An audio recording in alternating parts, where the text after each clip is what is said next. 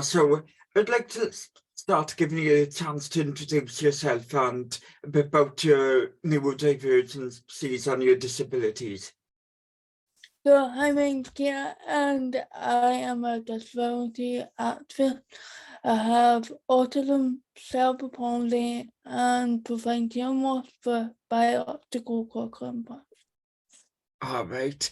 So start by telling me about like your disabilities, and as you said, like you got cerebral palsy and hearing impairment or hard hearing. Is it that is something that I haven't discussed yet on the podcast?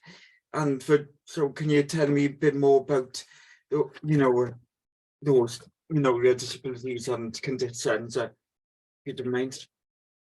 Yeah, so would you like me to talk about cerebral palsy first? Yeah, if you want to.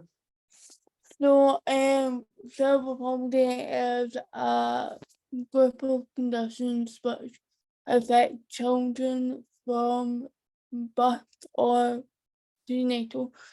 So a lot of the time, cerebral palsy people either get it from biopsies, for example, CMV, which is my experience. So my mum had CMV, and as a result, that ended up with me having cerebral palsy. A lot of my friends had strokes when they were born, and that caused cerebral palsy for them.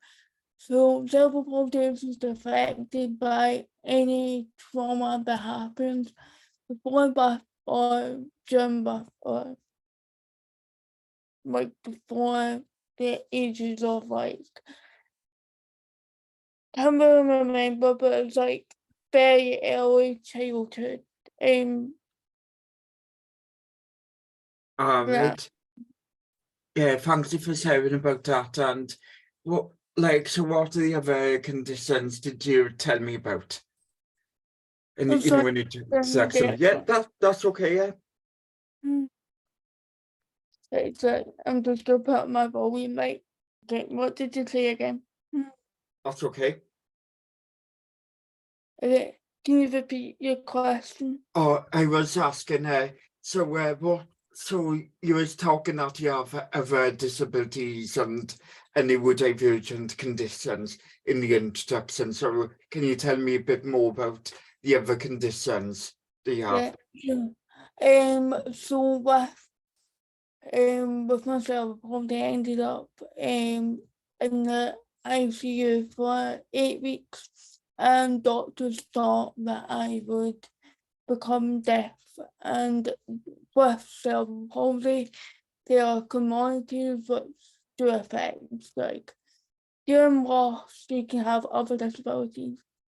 So at 9 months old, I was confirmed to have cerebral palsy, and I also was confirmed to have hearing loss.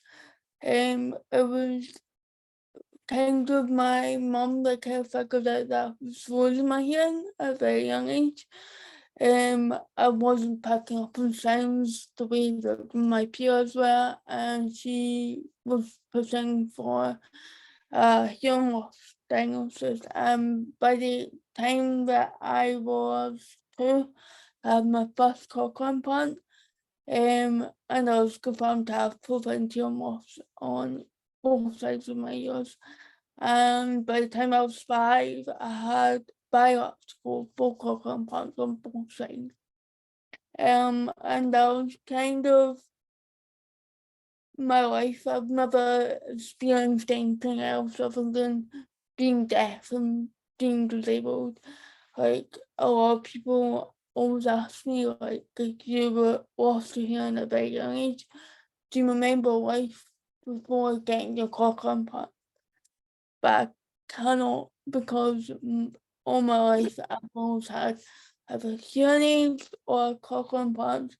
I've never had that sense of like what able-bodied people perceive as normal, because being Yeah. disabled was always my normal. So but my autism diagnosis, my mum and dad suspected at a very young age, but I didn't get confirmed until I was 16, due to like the fact the cerebral palsy can affect how people react to certain situations. But it was suggested by psychiatrists that I did have autism and ADHD, but because of cerebral palsy, they didn't know how much cerebral palsy affected that type of that side of things. Yeah, as a guess for that, it seems that from young age we've been diagnosed first with being deaf in 2 years had with the implants and stuff like that, and having cerebral palsy. I guess it's something that made that diagnosis of autism come later, because I guess when you were in medical appointments, chatting to your doctor, psychiatrists, and other medical professions, I guess from that at young age, the focus was more on your cerebral palsy and your hearing impairment and how that affects yourself from that young age. And yes, because it was less visible to them, maybe that, I guess, might not been prioritized by them. So what was it like if your parents have picked up on you being autistic or some of the signs and traits, but still having to wait until you were 16? Yeah, so my parents had to push for their young age doctors were just saying that it was just cerebral palsy, that was the experience of having cerebral palsy. And my parents were like, no, this is definitely autism. She was having meltdowns, she's getting upset about the smallest things, and doctors were like, oh no. And I think that type of thing was like giving my parents the reality of having cerebral palsy or having like a additional support need, is that your cerebral palsy is almost going to be the number one thing that people are going to see before you talk about everything else. Like, I was talking to a friend of mine who is just deaf, and I'm obviously not just deaf, Yeah, and he said, when you introduce yourself, how would you introduce yourself? I was like, I will talk about cerebral palsy first before all my other diagnoses, because cerebral palsy has been the big thing. Like, that's the thing that doctors talk about. That's the thing I go to the hospital about. And it's always been such a big impact on my life that I don't think about anything else other than cerebral palsy. And I think my parents have always been advocating with the doctors to make sure that I was getting the best help that I could. Even from a very young age, they were fighting for me to be able to walk, talk. I kind of am always kind of grateful that my mum was in the NHS. I knew that these types of things, my parents was just always so passionate about making sure that I had the same experience as my older sister and then eventually my younger sister. And they always viewed my disability as just something that was a part of me. They never treated me any differently from my siblings. And that type of, like, particularly now as I've turned 18 last year, now 19, and I am experiencing the adult services, I kind of am slightly grateful that my parents have fought for me all my life, yeah, because now I get to experience the adult services and how disconnected it is, that it's almost as if they don't know that disabled adults exist, particularly cerebral palsy, because all I've seen from doctors is maybe in the last year, due to the pandemic, of course, but also the fact that kind of doctors just forgot about me. The moment I turned 16, like I needed like Botox, I needed like physiotherapy, I needed like some sort of support, but there was nothing in place because pandemic happened. Then there was no transition, was when I felt like I was completely lost in this new world that I haven't actually experienced for. So yeah, it's been a challenging yeah, being like a newly autistic, Yeah, newly disabled, well, not newly disabled, but like an adult who is now dealing with the adult services that are not equipped to deal with disabled people. yeah, especially as you was hinting at, it's a lot difficult then for difficult as in that the doctors and medical professionals don't take the time to understand and support and make sense of people with multiple disabilities, as that people who have multiple disabilities are often forgotten about, and that, as you was hinting with your cerebral palsy, that one side of your disability gets focused on more than actually also looking at the other areas of support or things that you need and recognised by your disability. As you was hinting at, when you were before you got diagnosed with autism, and when your parents notice the signs of you being autistic, it's that they notice you were autistic, and I guess the doctors didn't clearly or interested in distinguishing what is autism and what is cerebral palsy, or actually knowing the difference between what is autistic and cerebral palsic behaviours. Yeah. Autism and cerebral palsy are very interlinked. I've noticed within the cerebral palsy community. The reason that my mum actually got confirmation that I have cerebral palsy, not cerebral palsy, autism, was I went to high school, and during my transition to high school, there was another cerebral palsy classmate that was talking about donuts, for example, right? And obviously, I became very high fixated about these donuts that no one else really cared about, but me and this other cerebral palsy boy were like very fixated about this, and everyone else was trying to move on from the conversation.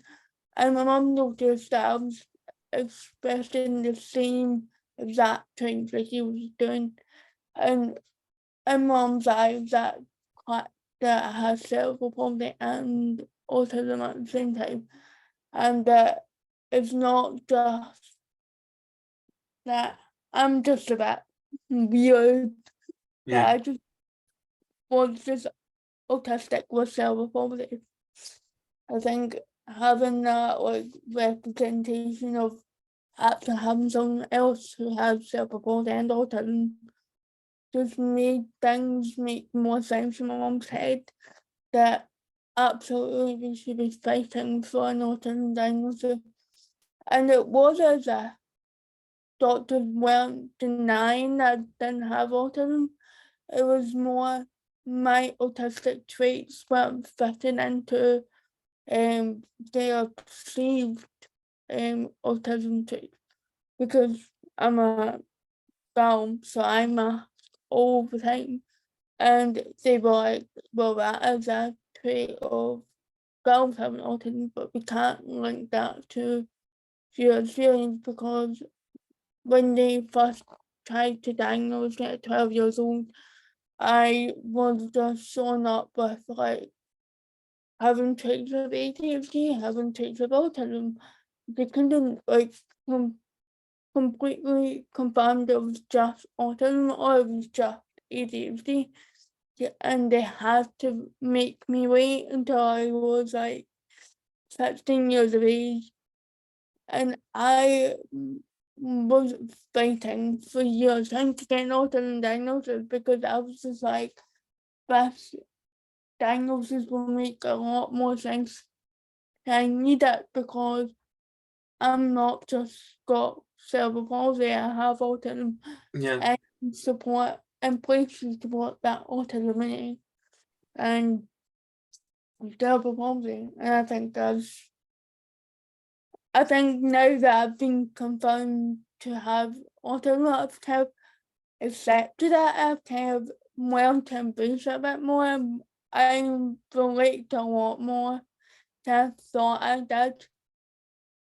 But I'm just angry that it took this long to confirm it, and it was during the pandemic when I was completely unmasked, but made it slightly easier.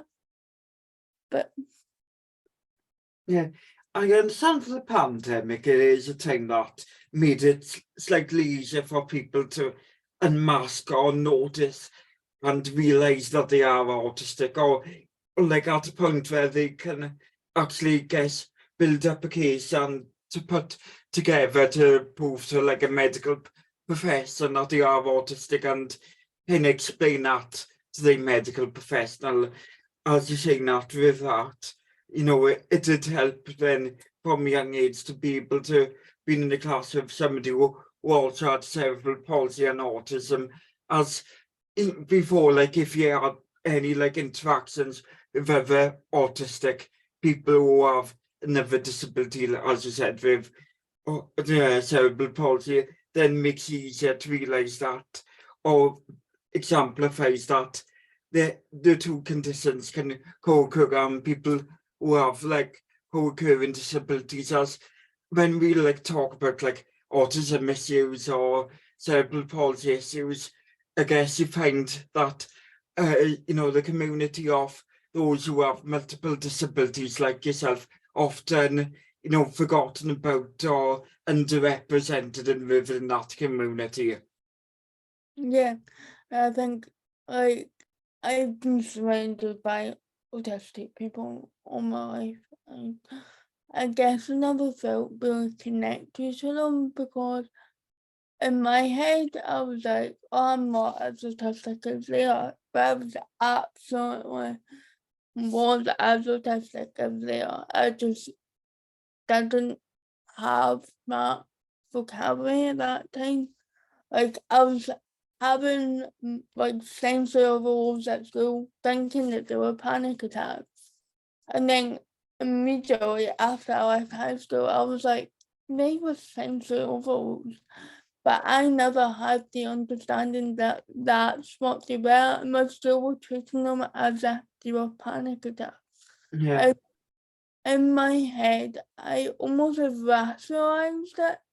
So I would avoid doing like certain things because I was like, oh, this is going to make me have a panic attack. And I mean, in that sense, I've still prepared myself for the sense of all as one does at a young age. But I think we need a more focus on how young undiagnosed women, men, or people that have gender non-conforming are autistic, but they don't have the understanding that they are autistic, and we need to more focus on that in education because I was in a mainstream school yeah, surrounded by able-bodied people who were bullying me for cerebral palsy, didn't really understand autism, they were openly bullying the autistic people. And I just kind of felt as if I had to be something that I wasn't because I didn't want to get more bullied. And like I wasn't denying that I was autistic. Like I told my friends, I was like, I probably do have autism. And a lot of the time my friends would point it out back then, they would be like, you're showing signs of autism. I had friends that had also found out that they were autistic because of me, because I was educating myself on how autism was, and I think that came after my diagnosis. I became so hyper-focused on trying to learn as much as I could about autism because I felt like I had to catch up to 3 years where I didn't have that understanding of autism. I wanted to understand my brain a little bit more than I did, I think, and that's been something that I've noticed particularly more now. I become really fixated on trying to understand these bits of me that I couldn't understand before.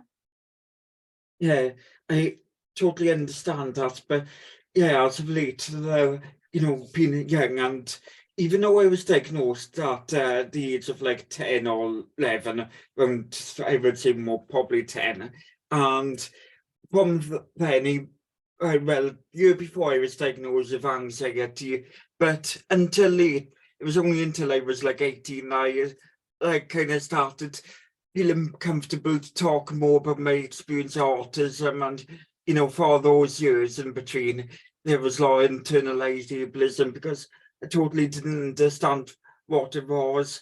And then I found from those ages in between, like in comprehensive and sets and primary school, that those panic attacks, like, or melt, well, you know, like sensory overloads, do look a lot like, you know, anxiety, panic attacks, and that's, I think, does happen with, I guess, a lot of those barriers in between getting the diagnosis occur.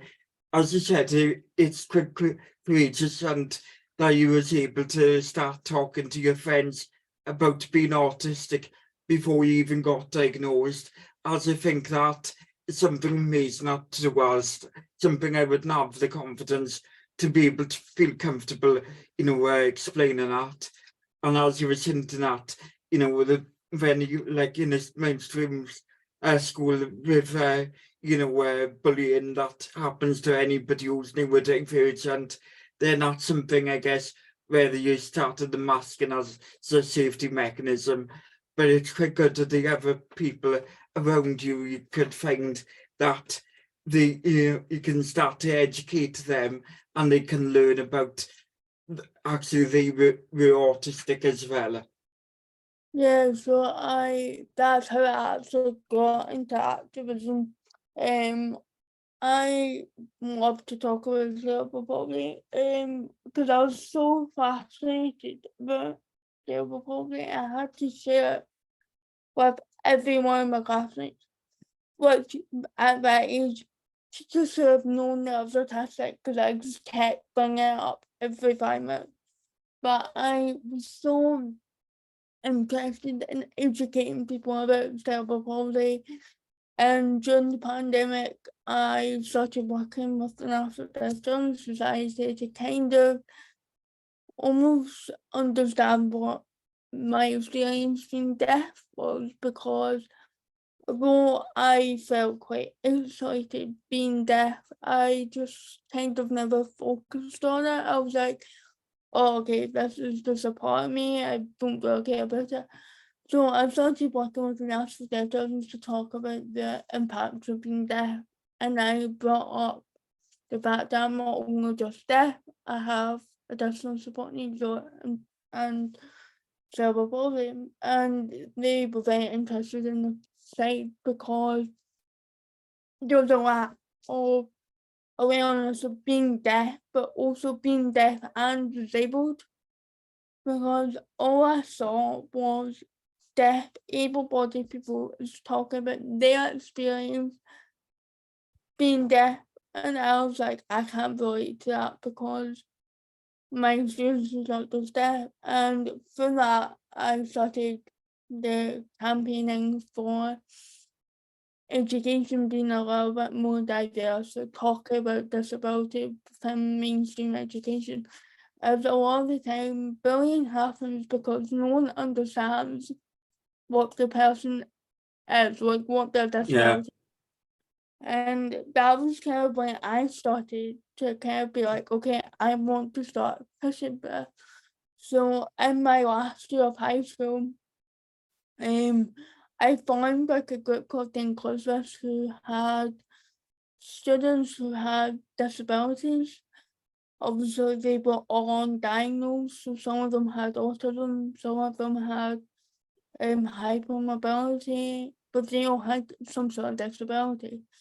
And we were all wanting to fight for the fact that schools should actually prevent bullying by talking about these difficult topics like being disabled, being LGBT, and I started finding this love and passion for it. And after I left high school, I wanted to continue it, so I been going to primary schools talking about it. I've even extended my work to talking with politicians about the importance of talking about disability within education and how, like, not only will it help so many young people, but it would also help them going into higher education, high school, even college. It was like, for me, I wanted young people to understand that they are completely not alone in who they are, but also having their non-disabled peers understand that that's who they are as a person.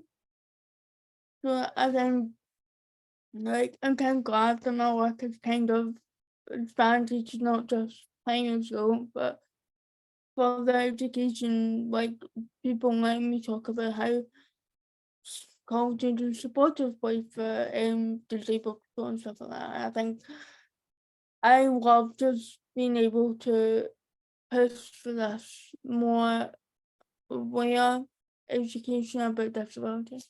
Yeah, this is something that's important and something that I feel is something that I would like to see and would have helped me a lot if there was that education within school.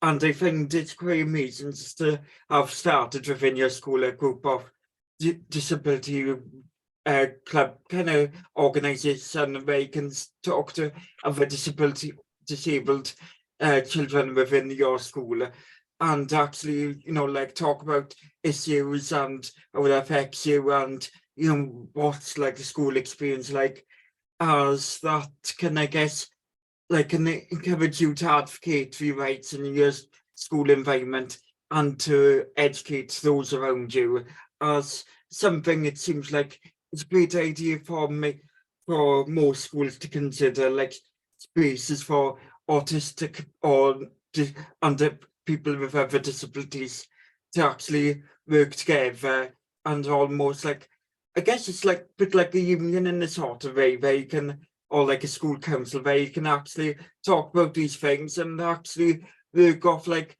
community advocation, which is important because when you're younger in school environment, it is hard to advocate for yourself and to know what you need to do to need to advocate for and what things you can ask as reasonable adjustments or support you can get. And I guess from going into schools and speaking with the children a lot more, I guess it can help them to know what support they need and, understand themselves a lot better and find confidence in that. Yeah, I think it's just been incredible. I think, like, I cannot fathom how much impact I've had on students, like students who are disabled themselves have contacted me and said that they feel represented and they are equally as passionate about this. And like for me to interact with those students who are going into high school who are scared about that transition from primary school, which is a really supportive environment, high school where you may or may not be surrounded by people that you may know and you may not. I think I always bring up my experiences of high school because my experience was not always positive. And I think having that discussion about how schools can be more disability aware can be so important to so many students, because it can be tiring being a disabled student surrounded by no disabled peers. And I just want to be able to inspire so many students that they can do what they want to Yeah. do. It doesn't matter if your non-disabled peers are telling you you can't do it. Because in the end, you're the only person that knows your limits. And I think for me, it's just been trying to get the word out that inclusive education is so much more important, particularly in this day and age. Yeah, I was just saying, I guess speaking in schools also can help, help the teachers and people who work around disabled and neurodivergent students and all the students in general. As I guess when you're in school, teachers might not understand other aspects of your school experience that became quite negative if you're having like sensory overloads or meltdowns, and they wouldn't, teachers might not understand, sensory overload, sensory sensitivities to burnout, shutdowns, and that overwhelm that comes with being neurodivergent, like being autistic or having ADHD on sensory processing condition, and actually talking about how that, like your autism and your hearing impairment can affect your audio processing, having both conditions, and actually like so when explaining what like cerebral palsy students need as well with that, and I guess having those conversations as well as students but teachers can actually help them to guess empathize with their students a lot more. Yeah, teachers have actually reached out to me and said a lot of them didn't have disability training. Like, I was the first disabled student that they had, and they had to learn on the job. And I was quite shocked about this, because not only did they not understand the experiences of disabled students, but they're having to learn how to handle all these brand new experiences. And like, I'm so thankful, like my English teacher is so understanding, and I was so supportive during his time there. And I think we need more teachers like them who Yeah. are willing to learn and want to learn. But I think at the same time, education needs to have teachers that are aware of disability and understand the experiences that disabled students are going through, because a lot of the time disabled students don't really make friends with their non-disabled peers, but they make friends with their teachers or lecturers. And having that disability awareness training will be so key within education, but it will also mean that the teachers are equally qualified to talk about these important issues that disabled students go through throughout their life. And I think having that discussion of whether like a lot of disabled students don't know what they're getting into, because a lot of jobs that they want to do are they can't do them due to their disability, or it's just not something that they can do. I think the education as it is only geared towards the neurotypical able-bodied person, and it is not equipped to handle mainstream disabled people. Um, Right. Yeah, carry on. and one thing I got from my physiotherapist, so in my transition to high school, my mum and dad had taught at other schools that were disability friendly, and my visual therapist told us that we had to go to a special needs school.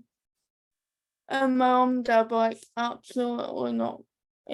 My child is able to do the things that are non-disabled kids are able to do. I think there's always been this focus that if you have a disability, you cannot do X, Y, and Z. I've like left high school with like amazing grades, and I think it's down to the fact that people believed in the fact that I could do it. And I think it's like in all parts of life, I think we need to have more disability awareness in media and TV and like education and medical like side of things and social care. Like there's so many things that we could have that would make life easier for disabled people. But we don't live in a society that will accept that. Ah, right. And so what are the key things? So, like, if you could suggest a few what would make things easier for disability people who are disabled in society.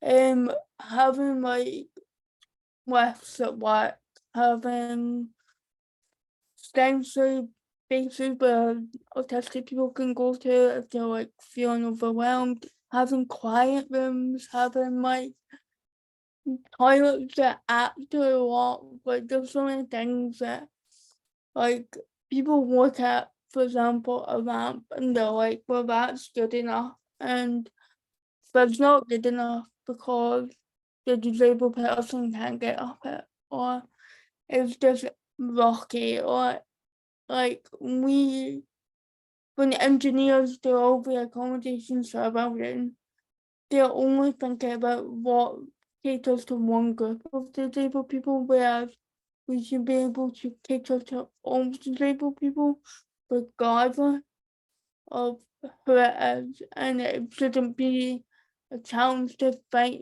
for the accommodation that people so desperately need.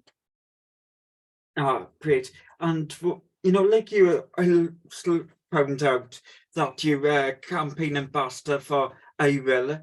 And so like, can you talk about, as well as, like, because that's part of the advocacy and activism work. And as we've been discussing, something more passionate that you want to be able to deliver action and change for disabled people. But can you tell me about the work you've been doing with the I Will campaign group? Sorry, the captions have just stopped Oh, working. okay.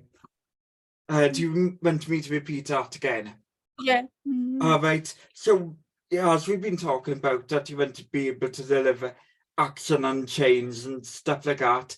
So, what are the things with the I Will campaign group have you been working on, and what's your role as an ambassador with that campaign group? So I am an I Will ambassador, so I've been speaking about deaf awareness and disability awareness. I've been speaking to schools on behalf of that, and also fellow ambassadors with another group that I'm in, the Divergent Influencers. Is I talk about the importance of transition for so many young people, as a lot of disabled people, particularly in your last year of high school to college or uni, or even apprenticeships and places of work. There's not that transition for a lot of disabled people. So I've been advocating on behalf of that, trying to encourage schools to make sure that disabled students are getting a good transition and know what they're getting into. Yeah. And the National Deaf Children's, I am currently talking about deaf mental health and the impacts that can have on deaf children. But other than that, my own activism out with charities such as Ted, been talking about education the impacts of education on young disabled people. Yeah. Yeah.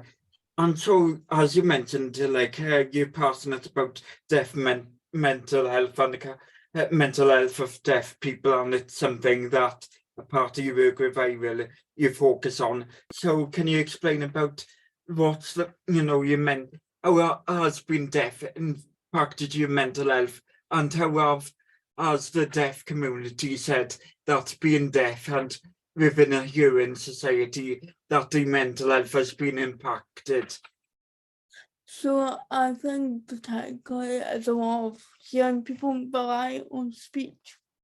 It's been challenging for me as if I'm in a busy environment, for example. I cannot hear what people are saying. I feel alone, and I feel kind of embarrassed to ask, like, what are they saying? Because they will tell me, but never mind, I'll tell you later, or it's okay, it doesn't matter. And I just feel so disconnected from that environment, but I also feel disconnected within the community and the group as it is if I'm talking to my hearing friend. And the deaf community has been focusing on the impact of that, particularly how hearing people fail to accommodate disabled people when they require it. And it's been very important thing that the National Deaf Council have raised awareness about. Sadly, a deaf content creator, Deaf Emmy, did pass away, and we have had the conversation about that and how it has been really heartbreaking for disabled and deaf people, particularly of this loss of this amazing content creator who shone a light on deaf mental health. And I think this focus that we're doing is on child deaf mental health and how deaf children can be impacted by being surrounded by hearing peers and how that may impact their deaf identity. Yeah, and so with you mentioning like about childhood impact of mental health from being a child, and like what was your experience on the mental health, and how did your hearing affect hearing impairment affect you in your childhood and your confidence on mental health then?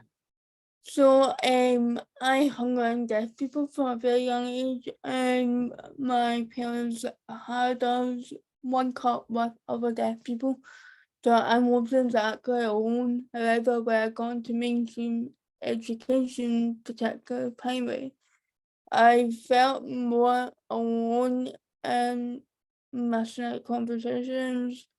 Like I couldn't do the things that everyone else was doing. Like if they were playing football, I couldn't do that because my implants fell out.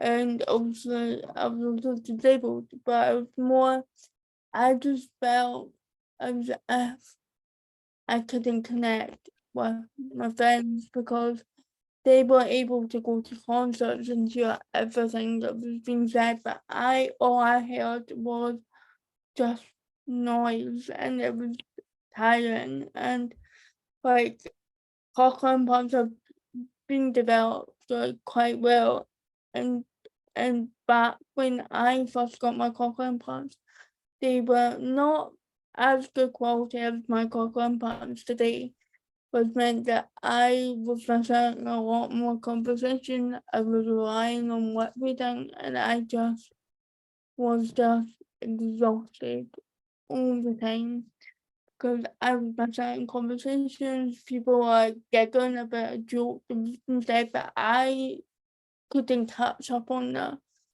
And there's just deaf children miss out on so much. And I think it's just that whole experience of being deaf, you miss out on a lot. And a lot of the time I wish that I wasn't deaf. Like even today, I wish that I wasn't deaf because I would hear a joke and I wouldn't get because I've just missed out on the punchline because I couldn't hear what the joke was in the first place. And like having friends tell you, it doesn't matter, we can talk Yeah, about it. And I was just like, well, I feel quite excited and quite horrible. Like I feel as if, oh, you don't actually care about me. It was kind of like that type of yeah. mentality. Because like it can start to feel it's quite like you feel very excluded or left out of the group or situation at the moment if you like only get to experience half the conversation. And like from what you've been saying about like how that if you're in a room with like multiple noises or like it can be quite busier and then it's like you can't hear really what anyone is saying and can't actually process what somebody is saying. And as you said, the same with like if you're at a concert, music area, like it kind of just all messes into like kind of one big noise. So and like this like some of it is like autistic people discuss like the auditory processing issues. Do you find that sometimes that within the conversations in the autistic community that your experiences of being deaf in that community can sometimes be ignored? I haven't been interacted with the autism community about my experience being deaf. My experience being autistic is I relate to so much of autism, but as you say, like a lot of my experience with sensory overload is not just linked to just autism, it's linked to deafness as I'm trying to Yeah, process the information that's happening all at once. And also with autism, there's too much information happening, you basically stop functioning. And for me, like I come out of like events more shattered than an autistic person would be because I'm not dealing with just sensory overload, I'm dealing with hearing fatigue. yeah, Um, which is when I have to read for long extended time and it can be tiring. If you're having to make eye contact with people, you have to understand what they're saying. Like it's about 85% of like words can be like read on the lips, which is a massive like percentage.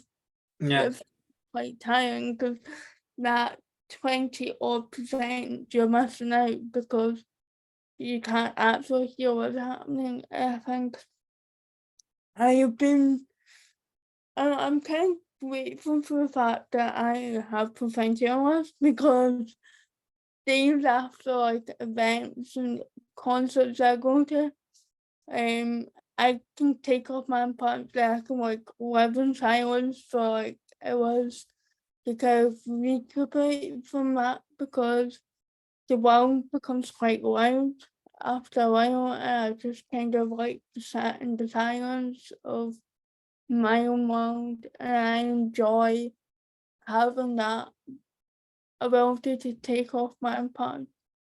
Whereas like a lot of autistic people who are not deaf don't have that experience. I think there needs to be more of a focus on the additional support needs, additional disabilities that autism can have. yeah. As you said, yeah, that is something definitely important, and I want to be able to explore that with the podcast. As if we discussing issues such like this, I would like view if I was just discussing with people who only got a diagnosis of autism, the conversation would only go so far and wouldn't be representative of all autistic people, and like people like yourself and anybody ever else with any other additional disabilities along with autism or any other neurodivergent condition deserves a a place to speak up and a place to be able to communicate their needs and experiences in the community, just like anyone else. And this is something that is vitally important of what I want to do with this podcast. And so as saying then, there's a lot of it, you're focusing on it is because of the other aspects of, where your other your disabilities. And so what is, and you were saying earlier about having ADHD. Is it something you're diagnosed with or something that is yet to be diagnosed? I so believe I do have ADHD, but I've never actually got a diagnosis because it's been just a thing that I've just kind of went, oh, I really relate to that. And like, I've never really 100% believed in my experience was just autism. Like, I've been telling my mom for years that I think I have ADHD, and she was like, no, you don't, you have autism. I was like, no, there's so much of ADHD that I have. And like, it will not be a surprise to me if I ever go down and get a ADHD diagnosis, that if the psychiatrist says, yep, you have ADHD, I wouldn't be surprised. But with cerebral palsy, a lot of the time, a lot of the traits can be interpreted as ADHD because we are quite impulsive, but very chatty. We love to get things done. We forget everything to last minute. And a lot of autistic people with cerebral palsy have that experience. But I believe that I have ADHD. I don't think I'll ever really tell people, but I think it's something that maybe one day I might go and get a diagnosis. But Yeah. I've just been diagnosed with autism not only, it's like 3 years ago at this point, and I think I'm still learning quite a lot about myself. And I think until the day that self-discovery happens, then of it, I think I'm gonna stick with just being autistic until something else sticks out to me that I need to Yeah. get Yeah. down on. Because I said that if you, I guess, don't need it like for certain things, then you can just know you artist or have like traits of it, or like potentially have ADHD without having that diagnosis. If you can almost like live without needing a diagnosis, and like that's something that I guess most people wouldn't think of with cerebral palsy, and something people to know about have like the less visible traits of cerebral palsy having like ADHD. So what do you find of like your cerebral palsy? What are the traits that people don't tend to think that would be related to cerebral palsy? So I think cerebral palsy observes a physical disability, but it can affect the wiring of your brain, and like I don't know any traits that people wouldn't like link to cerebral palsy. There are so many like I don't know any off the top of my head, but I do know the experience of cerebral palsy and autism is very linked, and like there's been studies on it, and like that's how my neurosurgeon for autism and my, I don't remember her name, but she asked for my autism diagnosis, and what she did was, because she was doing a study at the time about cerebral palsy and autism, and she said that all the traits that basically fit into it. But my experience of having cerebral palsy made it different. So we done work at unofficial diagnosis, and I fit into autism. I think as I got older, I think it became more clear what was autism and what is cerebral palsy. But yeah, I think cerebral palsy and autism is a kind of unique experience. I feel like there isn't much conversation around it because people don't know about it, or there's just a lack of awareness that you Yeah, can have like more than autism. You could probably have yeah, ADHD and stuff like that. yeah, I was saying that, like, unless, like, the conversations aren't happening, and, like, I'll say, like, when people talk about autism in the media, and when you have, like, mainstream media representation of autism, it tends to focus on autism alone and not have additional disabilities.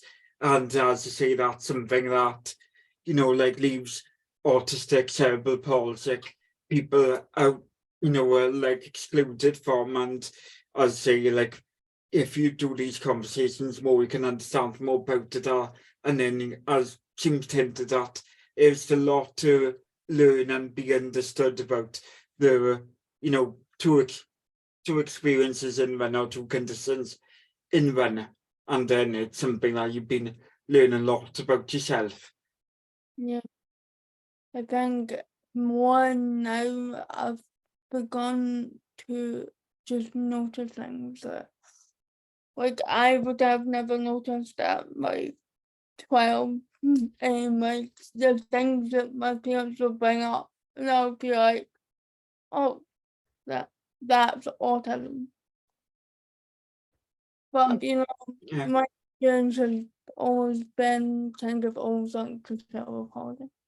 yeah. So Seems like your parents have, yeah, you way know, more cerebral palsy. yeah. Seems like your parents always been quite good at trying to understand your autism, your cerebral palsy, and support you in a way, and advocate for you, and being able to learn and being able to do their own research, which has been great, I can imagine. Yeah, I think like my parents have been my biggest support. I think from a very young age, I think like them being able to like notice these things at a very young age, I think has really helped like Yeah, me as a person. yeah, because I'll say, like, like, it seems like you wouldn't been in the place where you are today. Like, if being quite confident in being able to speak out, and, like, as I said, start that group in school with other disabled people, and actually talk to your friends if you haven't had that support and confidence from those who live around your home. And I guess that emphasizes, but having a good, like, like, background of having good parents and guardians supporting you does, for a disabled person, as you know you've been able to at a young age of being able to speak up and learn so much about your disability, and help so many people learn about your disability is something quite amazing to do.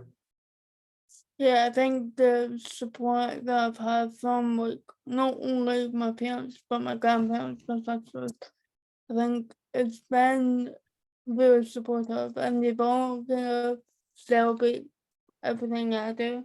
Like we all celebrate each other's achievements, and I think but what I do is kind of linked to my parents like ability to fight for me within like from the beginning I was born to now. And I think a lot of the support system I have has actually encouraged me to be more confident in who I am today. Yeah, understand how that would make you more confident in who you are. And that's a good thing of, like, great cheerleaders around you, just to be able to mo um, motivate you and believe in you, and instill that confidence that you can do things. As you said, they try to help you, like, be able to have the confidence to try and do things for yourself. It's sometimes is very hard for autistic and cerebral palsy, people to have the confidence and support from people behind them. Yeah, I think it's just a lot of it's down to my parents and like my sisters, and I think I've always been confident from a very young age. I've been very confident. I was always quite bossy. I was very opinionated, but a lot of that came down to the fact that like my parents always need to have those conversations and stuff like that. Yeah, and I think like seeing you like quite like you're on social media talk about LGBTQ rights within the community, and I think yourself identify as queer or LGBTQ yourself. So what's your experience of being LGBTQ within the community, and what type of things as a LGBTQ queer person do you tend to speak on? So I think I haven't really spoken about being out as a LGBT person myself, but I have kind of hinted to that side of things. So I've spoken about how there's been more disabled media that has LGBT people who are also disabled. So I think there's a real disconnect, and I think a lot of young people that have disabilities need that representation because it can really help with their self-discovery. But I feel like this is almost gonna be a lot of awareness of like queer people that have disabilities, queer autistic people. Like Honey from Heartbreak High was like kind of incredible representation of how autistic people can also be LGBT, and there's a large majority of the disabled community are also disabled themselves. Yeah, So I think having that representation shown onto the community and like have someone that even if it's a side character that has, I don't know, a girlfriend, a yeah, boyfriend, it's just showing that disabled people can be LGBT at the same time. yeah. And so like I think we talked quite a lot so far. So is there like what other things, if there any, that you haven't got to say in a podcast, or anything that you would like to, include and talk about on a podcast I haven't quite done so far, or any other talking points that you think would be quite good to say anything about? Yeah, I think it would be brilliant to have like just a character. Like they don't have to have cerebral palsy, but even if it's just that physical disability that's on TV, um, can really help a lot of like young disabled people just help accept themselves a wee bit more.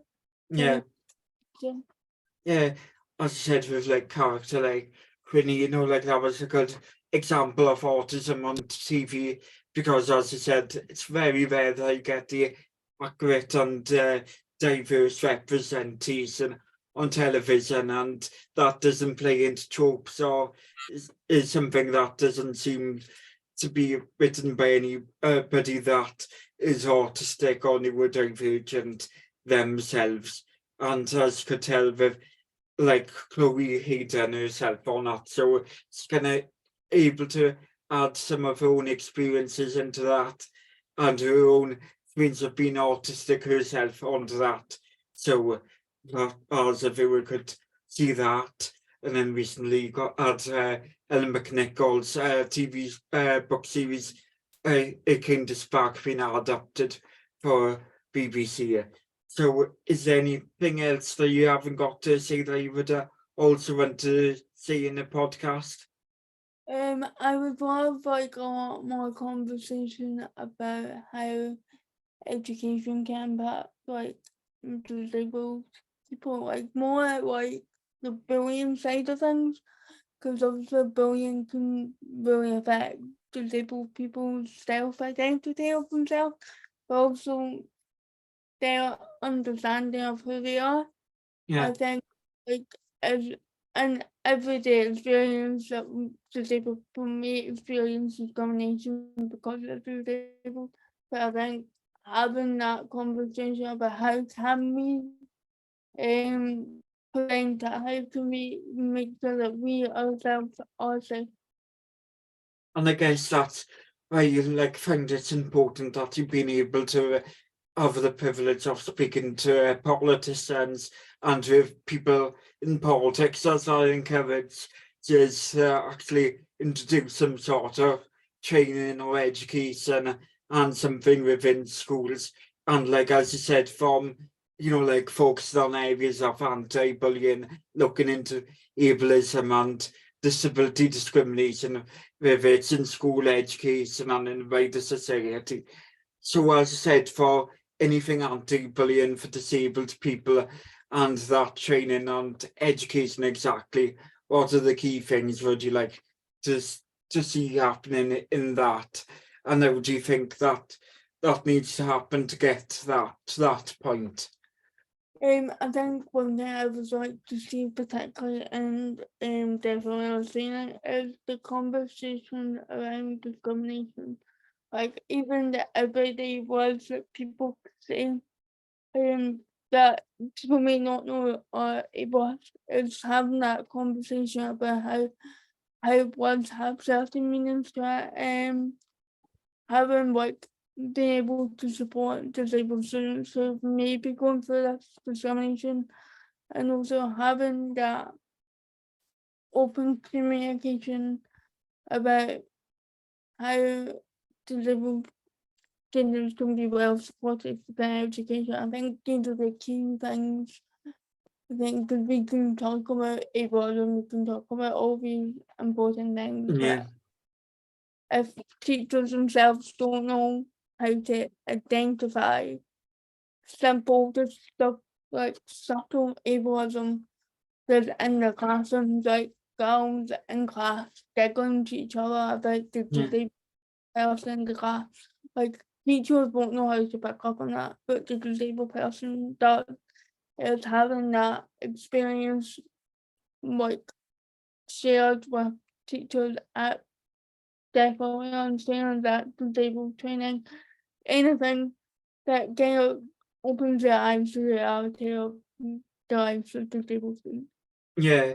As well, it's like when you like if I went in school, like only the like discrimination education tend to get is like on like campaigns around racism, showing racism, the red card and Islamophobia. It's important to address, but also need to look at the intersections of like whether it's queer or to disabled discrimination and giving a wider picture of like cultural discrimination and what that looks like, as with the such education in schools, it doesn't always look at the current examples and of how it is within society, and then having that conversations with teachers of how that can happen, would really help things. Yeah, I think just having that conversation with just students as well, having them understand that like it's okay to be disabled. I think like having like the non-disabled students understand a wee bit more about disability would Yeah, make things a lot yeah, like yeah, because like if I found if like I had like somebody like coming into school or like an autistic person's having an experience or like an autistic informed and inclusive, description of autism and education on that and neurodivergency then in school, which I didn't think that my classmates and peers, would have had in my time in school. That would have been quite beneficial just for them to understand it. So I could feel maybe that I could actually open up and say I'm autistic and actually start to learn more about myself, because I think I found that even after my own diagnosis, I was lacking the education for myself to understand myself. So it, as I say, that education can be valuable for the wider group. Yeah, I think that education is something really important. I think we need Yeah, to make more of it. as I said, anyway, it's been great to have you on it. And again, is there anything else? Are you good with all that, or do you want any extra bits to add on? Yeah, but just that disabled education, especially to make sure that disabled students are authentically represented. Yeah. Like, I think I always tend to ask one question at the end, but I think we kind of covered it. Like, the question usually is like, when things to make things better for disabled people. If you can, do you want to like select one thing that you wish people to take away from this interview anyway? It's like the Okay. Yeah. So is there like, I tend to ask something at the end of the interview, and I think we kind of discussed a lot of things on it. But I tend to ask people what one thing would make people better, make things better for neurodivergent people in the society. And so is there, and we discussed a lot of that. Is there one thing you wish for people to take away from this interview? so that the subtitles are not working at all. So let me, Sorry. All right. it's like I just need to be a bit Yeah. more. One thing that you would want people to take away from this interview is it, yeah. One thing I would like to take away is that education should support all students, regardless of their disability, and that like bullying can impact people's mental health, and we should try and strive for a more inclusive education that talks about these issues and how students will help. Excellent. And do you want to say for anybody to where people can find you or follow you or support anything that you do? Yeah, so on all platforms, my social media handle is @Decada. And you can follow there's other organisations that post my work and stuff. But I usually retweet it and stuff. But on all platforms is @Decada. Thanks you very much. It's been great to be able to chat to you. You too. Thank you. Great. Shuffle to stop the recording. Yeah.